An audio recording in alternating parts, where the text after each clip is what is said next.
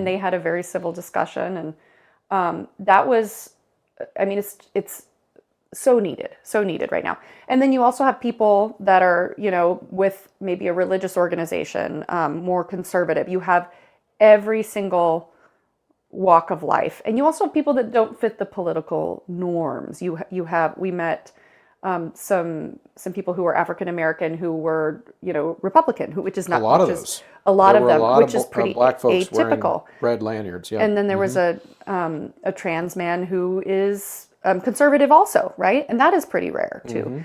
And so it was just really interesting to talk to those people and hear how they arrived at their, in their political camp, so to speak. And I just loved every minute of it. Yeah. And